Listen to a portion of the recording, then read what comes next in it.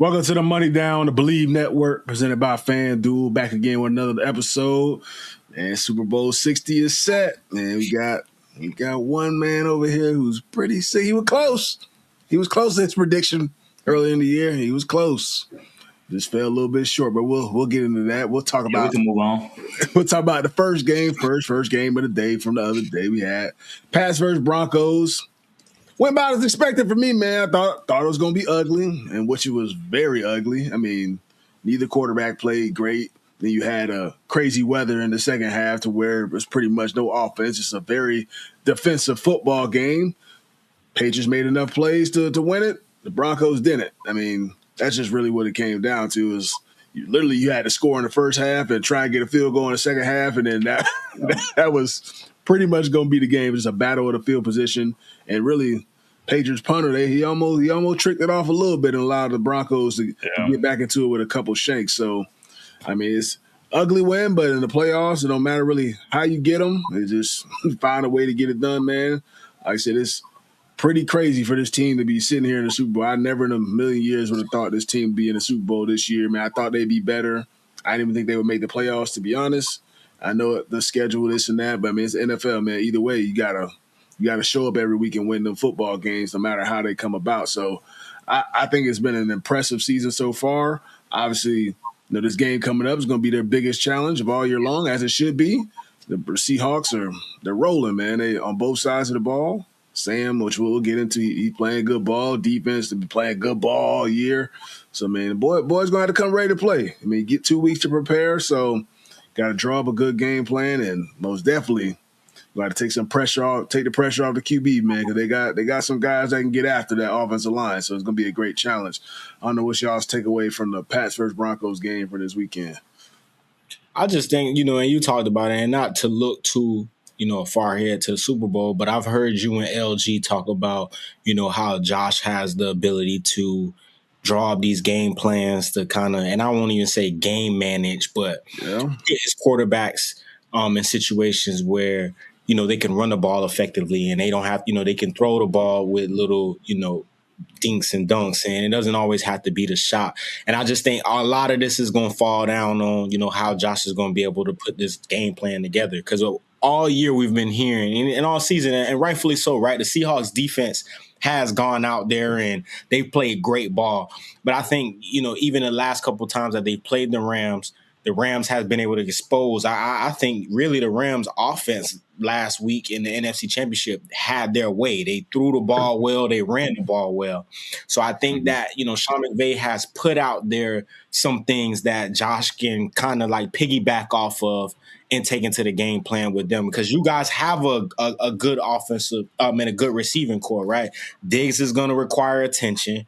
Keyshawn, he's been hooping on the outside. And don't get me wrong, last week it could have looked different. And I said before this, I don't think Seattle's secondary is as good as what they saw dealing with Pat Surtain, dealing with, just how well Denver's defense and secondary has been playing as a unit all year. So I think there is, some ability to take advantage of the secondary, and, Drake May and company going to have to figure it out. But I think if there's going to be a way to kind of get that offense going, it's going to be through the passing game. No, I agree with that. I mean, just watching Pat's defense, shout out to the Patriots defense. Obviously we talk about how hard it is to win. Obviously, people want to say, oh, Jarrett Stidham, backup quarterback, but we've seen it happen before where your backup comes out and has a great game and wins you a big game, right? But, shout out to them not falling into that narrative or not, sleeping on Jarrett Stidham by any means and going out and making the plays necessary. Got, 2 big picks, to help seal the game, one earlier in the game, Gonzo to seal the game. And I mean, you need guys to make plays in those at those moments, right? And then also just being able to play great team defense, holding them to 7 points. I mean, it's hard to do in the league, to hold a team like that, especially a team that's been doing well all year. Again, obviously quarterback change and things like that, but I mean, Jared Stidham, I mean, he's still a good quarterback at the end. I mean, he's still a good quarterback in the day, at the end of the day. He's in that too. and they got Sean Payton, and he's in that spot for a reason. So, shouts out to the defense not allowing it to get to him, and then Drake May coming up big at the end of the game, right? You got a guy that's an MVP candidate making an MVP type of seal the game. Young guy, making veteran moves. So good to see that. Like you said, they do have a really good receiving core. I think they're going to test Seattle come the Super Bowl. Again, Seattle plays really good team defense. I don't think it's just like one defensive group, that one part of the defense that just like shuts everything down, right? They play really good team defense. They fly to the ball. They get hats to the ball. They play fast. They're the physical team, right? But I definitely think that Josh McDaniels and what he's been able to do, through the organization with Drake May and what we know about him can dial some stuff up and really, put some dents in that defense. Yeah. And shout out to Drake May using his legs a lot too, right? Like that type of stuff is gonna be what he's gonna have to come with in 2 weeks in the Super Bowl, because like you said, Warren, they do play great team ball, and it's always harder to account for that quarterback that can go out there and pick up 5 yards, 10 yards. If you ain't on your A game, he might pick up 40, right? So I just think it's always really interesting when you get these type of matchups where it's not like it may seem like a team is overpowering, but I said it even before. I think New England match up perfectly with them, right? Like, here is the game where, right, Gonzo, you've been doing it all year. You got to do it this week in the bowl, man. And we don't know the exact game plan, if he's gonna be following Jax or however they're gonna do it, because it's so much you can do as far as comboing coverages and whatnot. But if Gonzo and Zero can find a way to limit Jax, I think then you take away what is, Seattle's number one option in the pass game.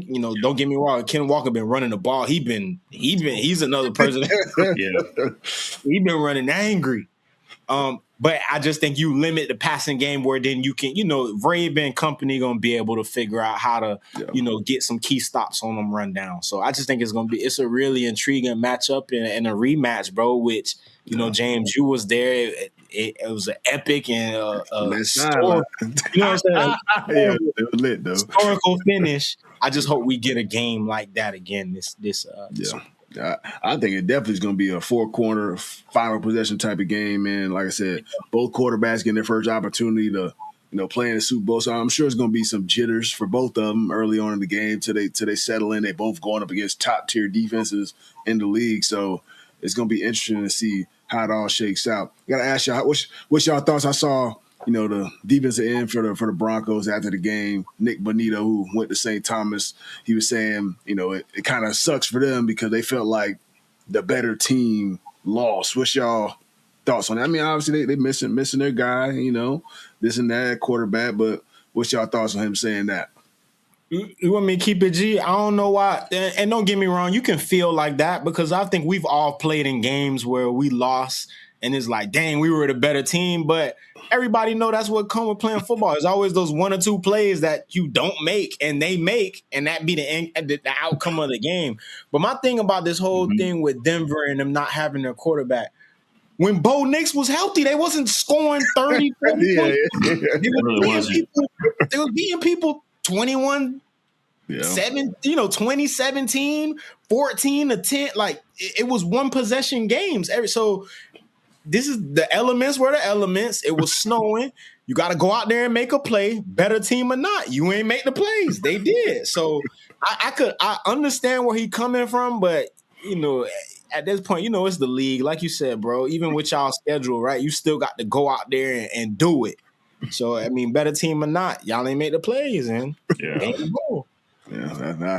agree, man. Yeah, I agree. All right, man, we got to turn the page, man. We got to talk about this Rams versus Seahawks game. Individual game, third matchup between the two NFC Championship. It came down to the wire between these two teams as well. I mean, both offenses, they were kind of lighting it up a little bit. It was a little slow at first. Then the game went on. People started going off a little bit. I mean, Sam Darnold played probably his best playoff game. Best game of his life. No, for sure. I mean, look, experience don't Best game of his life. yeah, experience don't always matter, but look, I mean, he learned from some of his mistakes that he's made. I mean, obviously he's got a team that believes in him from the beginning. Them going out there paying him based on what he did, in Minnesota last year. And look, man, I mean, he's got a top tier receiver, obviously, man. He's been feeding them, and that's what you're supposed to do at the quarterback. Find your top dog, and he did it against y'all. I know y'all secondary, probably isn't the greatest, and they kind of went after y'all a little bit. So, cheese. I'll let you weigh in on it first, man. Well, we was cheese on the back end, fam. Hey, but you know what though? I think one of the things that really help us out on the back end is our play up front.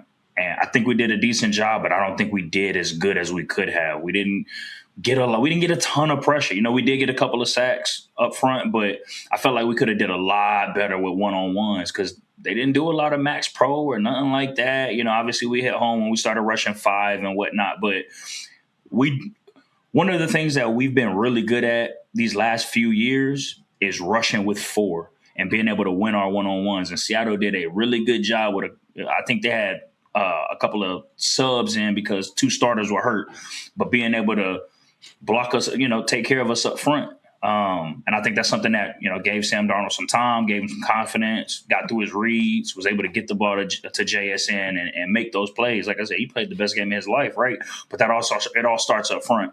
So I think we could have did a much better job up front. But on the back end, we got some veterans that play really good ball.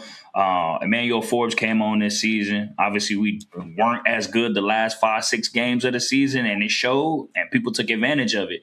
And so I think, unless in McVay we trust that this offseason is going to be DB heavy, I would hope. But I mean, it was a hard-fought game, and excuse my language, we'll be back next year. Rams Nation, stand up. Dang, we got to hear this again. Damn right, you gonna hear it every year, man. Wait, never go.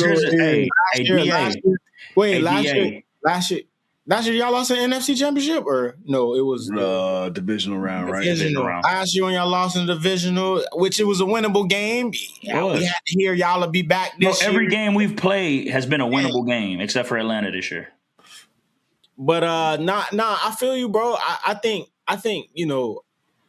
and I don't never want to blame it on one play, but even like we just talked about in the segment before, bro, is those 1 or 2 critical plays that happen, and that's how the game determines the outcome of the game. Of course, you're gonna have opportunities out there to go out and win in other situations, but that muff punt or the turnover on the punt, it hurt. Right, yeah. Like you give Seattle the ball in the red zone. In the red zone, dog. In a situation where it's a back and forth battle. I think, man, staff and company had their opportunities and they went out there and they made a lot of plays. So, like you guys said, both offenses played dominant. I think with me, I probably would have kicked the field goal. That when they got down there at like that last drive, that fourth down, because it was still so much time left in the game. But you can't fault McVay for going forward because you have one of the most explosive offenses in the league. Mm-hmm. I'm sure you banking on your guys to go out there and get 5 yards. Yeah. So it's just tough for me. Y'all boys know, man. DA, my favorite player, bro, and I kind of just waiting for him to, get that opportunity to shine in the bowl. And when they threw at him this past weekend, he made his plays. I just hope that, at some point they can put it together and, man, we can get 17 a chip, dog. Come on, dog. Eyes was a little watery, man. Yeah, it hurt. Hurt my heart, dog. But I was surprised though on that fourth down that the ball didn't go up to 17 or 12. Like to a tight end, man on Witherspoon. Witherspoon a pretty good corner. I mean, I know y'all tight end is pretty solid, but I'm going to my best players in that situation. It looked like it was 1-on-1 across the board. That's what it looked like for the TV copy. So, and I don't know what routes they all had from going back and looking at it, but I'm surprised he ain't give one of those dudes a chance. I would bank on one of those two making a play over my tight end probably. And using some type of motion. I don't know, man. It's just as a corner, it gets difficult down there when you got so many moving pieces and people moving around, because now I got to communicate in and out, or whatever whatever terminology teams are using. Yeah. We seen it in the Super Bowl, with Kansas City and Philly a couple years ago, where Kansas City, they literally ran the same play. Or was it Kansas City or when they played San Fran? But they ran the motion play like in both Super Bowls. Multiple times. I want to say in the first time KC played Philly, Philly 2 years ago, and then when KC played San Fran 2 years ago in the Super Bowl, it's the simple motion and return out. And if you're not on your A game or communicating, especially when you get a certain look, if we get man, I got you. You better be talking, because if you're not talking, it's a tud every time. It just was so surprising to me that everybody was just in place, fourth down, like you said, man-to-man coverage across the board, and we ain't got no type of motion or movement to kind of get people off their spot. But again, I wouldn't go to a tight end for the money. I mean, if they gonna double team Puka or DA, like if I gotta throw it to him, I'm throw it to him. But I don't remember what look Puka was getting, but I think DA was double. DA was double. He was running one step. He was running one step fade. He was double. They had one underneath, one over the top, and I don't know what it was on Puka's side, but I don't think he was open either. But I mean, throw it up if you're gonna do it. Throw it. Yeah. Can't double both of them. Yeah, you could. You could. They didn't though. They did, because they brought a little bit of heat. But speaking of Sam Darnold, what's y'all thoughts on this, man? Sam Darnold is the first QB in his 2018 draft class to make the Super Bowl. He had the drafting with guys like Baker Mayfield, Josh Allen, Lamar Jackson, and Josh Rosen, who obviously not in the league no more in the first round. So pretty crazy to think about, right? Because just a few years ago, he was famously when we played him, the seeing ghost, and everybody was saying how how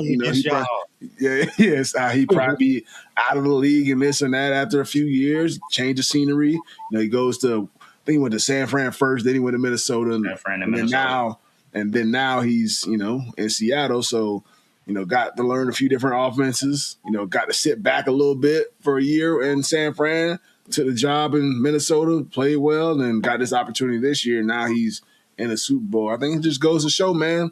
Look, sometimes you need that change of scenery, man. Change of scenery, dog. You got to go to a place that really believes in you, that's going to build around you or put you in the right system and structure things to allow you to. Because obviously he's a talented footballer. You get drafted number 3 overall, you a pretty good football player. Ain't no doubt about that. It's just sometimes you get drafted to the wrong spot, or you just don't have the right support system, coaches, GMs, players around you. It's hard to be successful as a quarterback without support. You know what I mean? So I think he's landed in 2 great spots over the last couple of years. And he's, like I said, in a group chat, man. This Seattle team, they got a lot of youth, man. Like they're gonna be going one of them runs. Yeah, they're going one of them runs as long as they can try and keep everybody together. I mean, it's pretty good. Is he not? And he's not. I mean, maybe at some point, if he keeps playing the way he's playing, he could become a top tier paid quarterback. But he's not one of those right now. So it allows you to be a little bit more fluid, because you're going to have to cash out JSN probably after next year. So yeah, you have to come with that Brinks truck. So that's going to be great. 3 of them. I'm gonna be honest, fam. Obviously, this year was the year for us. Next year, we may have a chance. We got a staff back one more year, hopefully, if he don't retire. DA still got one more year on his contract, right? We still got offensive pieces that are stuck. But we make some off-season moves, the right off-season moves. I think next year is our best opportunity. But after that, I think we stuck, man. I'm gonna be honest with you. It's gonna be a little bit. Unless we get some great quarterback play, you got to find a replacement. If we don't, it's gonna be a little bit. To be honest with you.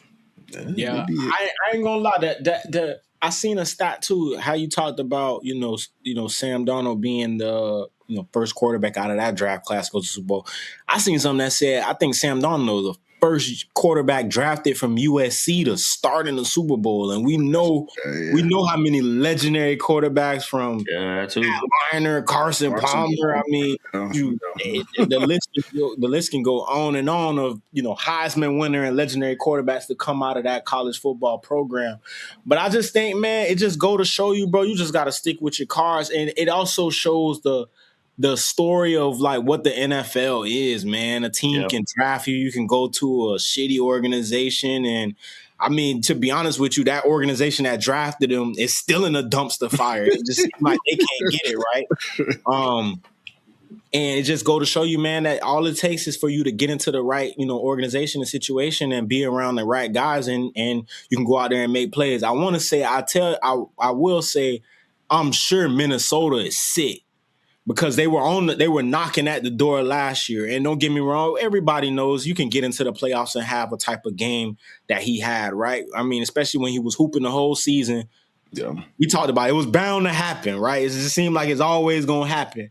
And here it is now again with a different team when Minnesota could have paid him, right? I don't think he would have required much more, but you felt like you drafted a quarterback that was going to be able to get you there when not necessarily all the time you make the right choices and picks. So it just show you that NFL life, man, that, even for players out there that's not getting the opportunities they want, if you still bouncing around and you got life in the league, I mean, it's been countless of players that have shown that, it just takes the right situation to be in. You can go out there and change your life forever.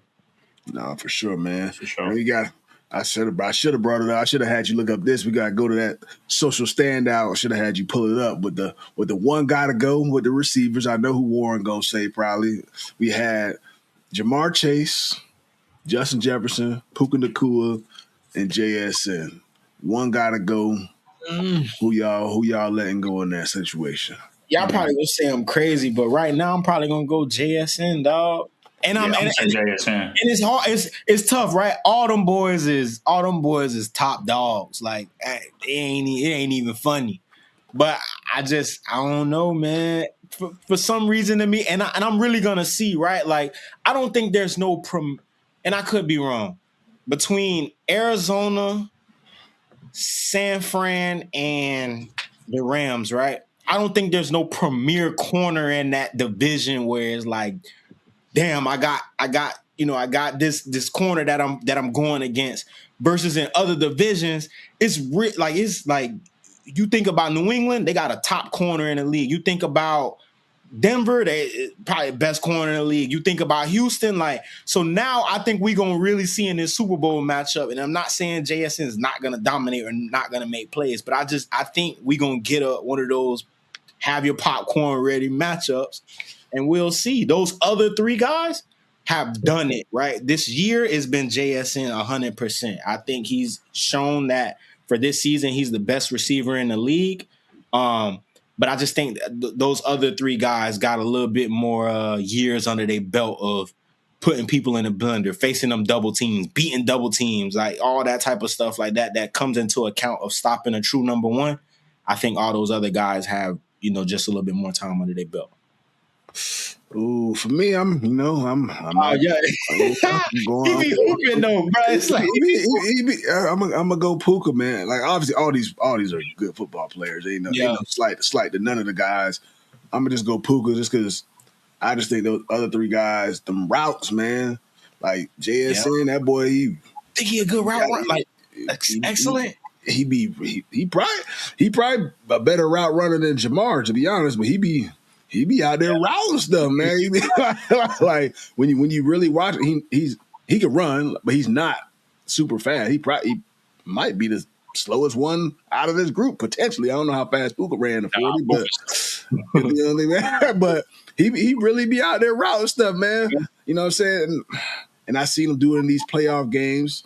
Time after time over this, being out here making them play. Just went for what, $150, going crazy. So did Puka. He is their offense. He is literally like, if that man don't go out there and get that 100 yards, they probably gonna lose. You know what I mean? You talking about a bag of work, bro. This JSN came out this year. Listen, Puka been doing it since he came in the league. He was hooping last year too. He hooped last year.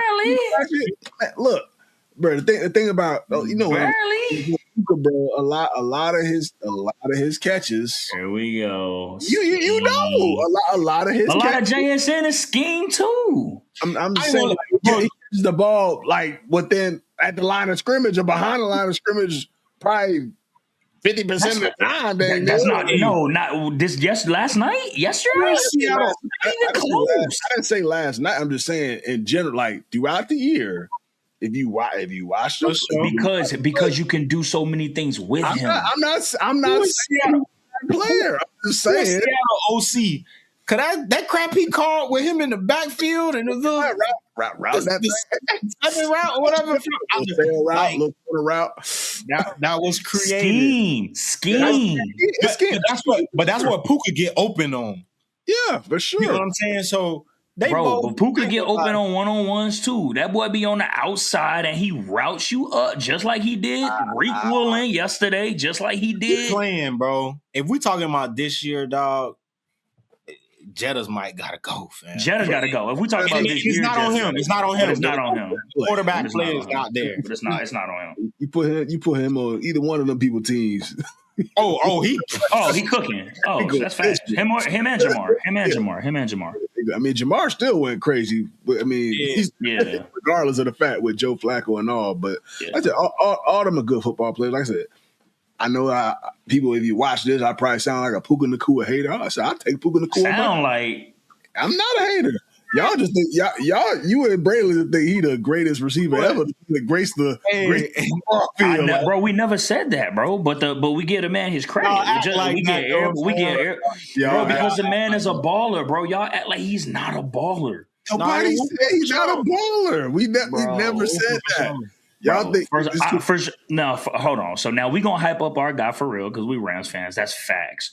But it ain't unwarranted. The man went for 1,000 last year, 1,300 this year.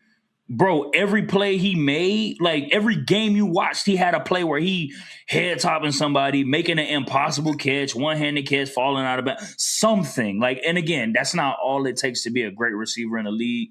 But come on, like. I will say this though, fam. It is a lot of scheme with McVay though. You get what I'm saying? Like, don't get me wrong.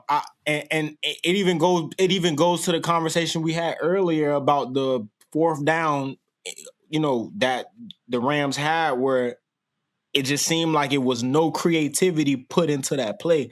We know McVay for being able to draw up the perfect plays, being able to put defenses and corners and bad situations from bunches to motions.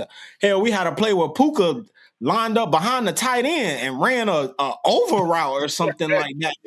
Personally, I've never seen that before. But then also, I just think when it comes to creativity, when you say the whole overall as a receiver, those guys on that list, right? Jamar Chase, Jax and Jettas, great route runners, right? To me, I'm not saying Puka's a bad route runner, but I don't see the separation that you get from, those guys. But I will say this, though. He obviously don't need it. I will say this, though. At the point of catch, when it comes to 50-50 balls, you can go get it. He got that over all of them. You get what I'm saying? So it's just like it's always give and take, and I think it also depends on what scheme or what offense you in, bro. Because certain offenses don't require you, don't ask of you to be what other offenses ask some of these other guys to be. And I don't think Puka has to be, don't get me wrong, he has to be a great player, and he is getting majority of the targets. But I just think, bro, he's better. I'm not, let me say, he's better with yards after the catch than anybody on his list. Please tell me otherwise. Better yards after the catch. I don't know about that. Who? Jamar when he on that boy goes 80. But see, that's what I'm saying, Warren. That's the difference, right? We not seeing we not seeing yards after catch with contact. Block, bro. You can put him on the perimeter. You can put him in the Jamar's not blocking like him. We're not talking about blocking. As a complete package receiver, everything that you have to do, that you're asked to do, blocking on the perimeter, blocking in the box, being utilized on the perimeter with bubble screens, so on and so forth. Having a Hey man, Go get you a nine ball, things like that, bruh. Puka does it all, I ain't bruh. paying you $40 million to block the safety. I'm gonna tell you right now. I ain't paying you $40 million to block the safety. I love it. I love it. I ain't paying you 40 to block the safety. Hey, fam. We're gonna say, damn it. But here, you're not paying them. But here's the thing. You're not paying them 40 you're not paying them 40 million to block that safety. But if that's a crucial play of the game and he don't make it, you're gonna be hot. For sure. Because if it's a crucial play of the game, we going to you. We going to you. Hey. And he do that too, and he can pass. Nah, for sure. Like I said, he's a don't get my dog. He's a very good football player. Now next year he do the same thing. And he'll OPO walk out and say, I ain't trying to hear none of that. No, he will do it again. We're not saying you act like we saying he's like garbage or something. Like that's what you and Braylon can't accept. Y'all treat him like he the 15th best receiver in the league, and he easily top 5. No, I agree. He easily top 5 this year. Easily. He's top 5 this year. This year he's top 3 this year. Yeah, he top 5 I this also year. want to add this too, Warren. He's had a really good head coach, offensive mind guy, right? And then hold on. I want to add this too, right? JSN came into the league. I guess you could say DK. I guess you could say DK was like, somebody. You had DK. You had Geno, and Geno was revived when he went to Seattle. I just think those guys. They wrote me off, and I ain't wrote right back Geno. That boy was gunning now. We love Geno. I love Geno. I'm a dog. But come on now. Like, got a really good 1A, 1B receiver, bro. And it's been like that since he got in the league. Don't get me wrong. Coop was on the back end, right? He wasn't the same, but you still got to respect him, bro. I don't think you want to leave nobody out there just one-on-one with him, bro. Especially in, short yardage tight spaces. Like, he a great route runner. And then now you add in a Hall of Fame receiver who still got a lot left in the tank. He hit he was in the end zone a whole bunch of times this year. It's gonna light a little bit of them coverages from you, bro. You're gonna get the one-on-ones. You gotta make the plays that you But you still have to make the play, bro. There's been plenty of receivers there's been plenty of receivers that we talk about, that boy foul, he gas. And he got a great quarterback and he can't make the play. Like you still gotta there's still timing routes. There's still windows you gotta find. Like that's instinctual, and that's knowing coverages. That's being able to read 9, coverage. fam. That's 9. Right in the square that 1 and 2. You better catch the ball. All right, y'all got it. Y'all win. Y'all got it. Well, ain't too funny, man. Last but not least, man, we go talk about Dabo Swinney's comments about Pete Golden, head coach at Ole Miss, about tampering with one of his football players that transferred in a linebacker. So college football is NIL space, this transfer portal it ain't no rules to this thing, man. I mean, like, not every coach is playing fair. They ain't all playing by the same rules. So, Dabo brought the receipts for this particular time. 11:45 a.m. just this past Thursday. That boy got a time frame. Jordan came to me and he told me about the conversation that he had the night before with the agent at 9:49. And so I directed Sorrells, hey, you reach, I don't know. I said, who's their GM? He said his name is Austin Thomas. I said, will you reach out to their GM? He said he knows him. And I said, listen, this guy has been a head coach for 4 weeks. I said, you reach out to the GM. I'm going to give him some grace. And you let him know that we know what's going on, all right? And if he doesn't cease communication, I'm going to turn him in. And so I really thought that would be the end of it, but it wasn't. So after that was 11:45. At 12:10, Jordan communicated to Austin Thomas via text because he was unable to reach him on the phone. And just a few minutes later, at 12:14, they both connected on the phone. The Ole Miss GM, Austin Thomas, and Jordan reiterated our stance one more time. The GM assured Jordan that he had communicated to the agent that he wanted no part of this and that his relationship with Jordan was more important to him than Luke Ferrelli. but that Pete Golding just does what he does. Quote, unquote. Yeah, you cut it, Warren. So at 1:30, Sorrells met with Luke face to face in his cut office. it, Warren. Yeah, I got you. Hey, Nah. here's my thing to Dabo, man. And I know he's ever since this whole NIL thing then came about, he's kind of said that I don't think he was going, Get the portal and all that. and all that stuff. Hey, big dog, you better. Hey, what they say, you better join them. You gonna be without a job soon. Tap in, boy.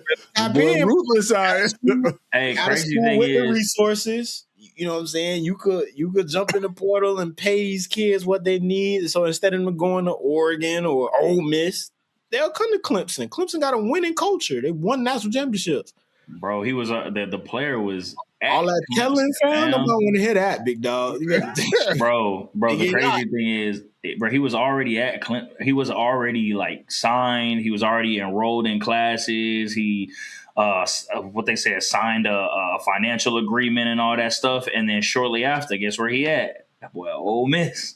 Yeah, Ole Miss now, fam. He already there? That bad, boy. Yeah, can't pass it up. I mean, that's. I mean, later on in the video, they were talking about how they had like Trinidad Chambers reach out to him, Jackson Dart reach out to him, and the coach sent them like a screenshot of the $1 million check or $1 million contract or something like that. The money. That peace sign and disappear. Oh yeah, appreciate you, Dabo. Hey man, appreciate your services. I know I said I was committed, but hey, they sent me that Can't check. even tell nobody, They bro. sent me a picture of that check, bro. I booked that flight. Oh, that was it. No, it's crazy. There's really no rules to this thing, and like I said, I can't even really fault the kids when it comes to some of this. I mean, look, most of these kids ain't gonna play in the NFL, or if they do, they may not play for that long. So I mean, it's like, hey, if somebody offer me $1 million, I mean, versus 500, I'm probably gonna go get that million if it's the right situation for me. Look, it's gonna be the most money these kids make, regardless of the situation. Them kids gonna get that bag. You know what I'm saying? Is the linebacker cold like that? I don't know. Don't know. That's the crazy thing. Like, I mean, I don't know. I don't know. I don't know. He better be. I mean, gotta be. But I mean, like I said, it needs to be a little bit more structure when it comes to this thing. Whether it needs to be kids can only transfer once, or it needs to be only one portal window, or I don't know. Kids got to start signing like real like contracts like the NFL, and you only can get get in the portal if the school lets you go, cuts you. I don't know. So there need to be some sort of structure on this whole thing because it's out of control. I mean, you're gonna lose half your roster sometimes, depending on how the year goes and then how much money you got available to pay the dude. So it's very unfortunate. But hey, best of luck to Dabo. I mean, hey, you gotta get this thing figured out because you had a rough couple years, man. I mean, coach, I'm telling you, dog on the hot seat. We ain't in the hot seat. You can't beat them. Join them, fam. The same team in your conference, Miami, paying people every single year. They had Cam Ward, right? I'm sure they paid him a buku load of money. Lost him, then went and got, you know what I'm saying? Then went and got Carson, which I'm sure they had to pay Carson back. They pay him like $4. They had to pay him $4. Then they just stole a quarterback from Duke, right? Is it Duke? Minnesota, yeah, Duke. Yeah, they got him. They got him. Yeah, I think so. Well, let me not. But I don't know.